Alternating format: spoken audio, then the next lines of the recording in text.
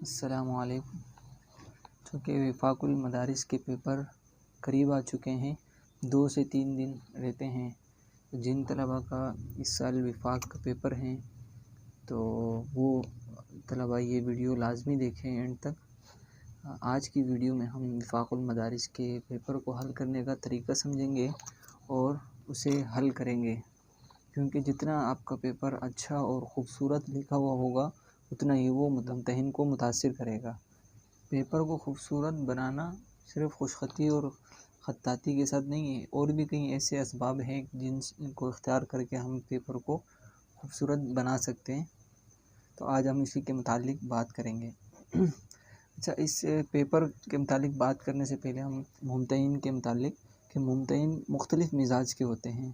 کہیں تو ممتحن ایسے ہوتے ہیں کہ جو زیادہ تفصیل طلب مضامین پسند کرتے ہیں، اور کئی ایسی عادات والے ہوتے ہیں کہ جو صرف مقصد کی بات پسند کرتے ہیں۔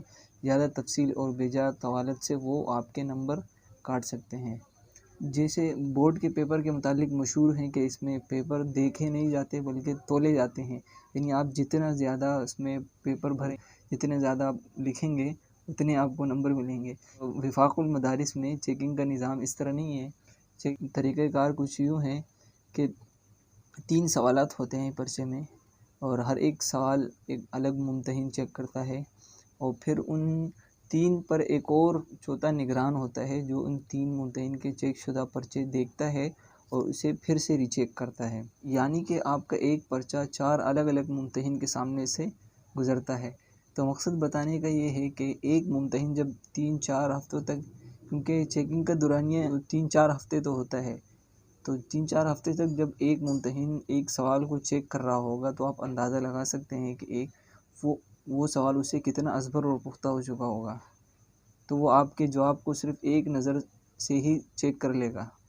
تو اب آپ نے اپنے جواب کا آغاز اس طرح سے پر اعتماد ہو کر کرنا ہے کہ اگر وہ پہلی لائن غور سے پڑھ بھی لے تو اسے آپ پہلی لائن میں ہی متاثر کر دیں۔ اور دوسرا یہ کہ ہم پیپر کو، اپنے جو جوابیہ کاپی ہے اس کو اتنا خوبصورت اور صاف اور آسانی کے ساتھ لکھیں کہ جس سے ممتحن کے لیے آسانیاں پیدا ہو اور وہ متاثر ہو سکے۔ تو اسی کے متعلق ہم اس میں بات کریں گے۔ اچھا، اب ہم اپنے مقصد کی طرف آتے ہیں کہ ہم کس طرح سے پیپر کو پریزنٹ کریں کہ ممتحن کے لیے اس میں آسانی ہو اور جوابی کاپی دیکھنے سے ہی اچھی لگے۔ سب سے پہلے تو یہ دیکھ لیں، ہمیں پیپر کے اندر یہ اسٹینسری چاہیے ہوتی ہے۔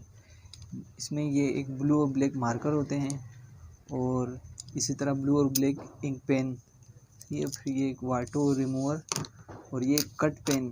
اچھا، اس میں میرا ذاتی مشورہ یہ ہے کہ وفاق کے پیپر جو جوابی کاپی ہوتی ہے اس کی پیپر کی کوالٹی اتنی اچھی ہوتی نہیں ہے۔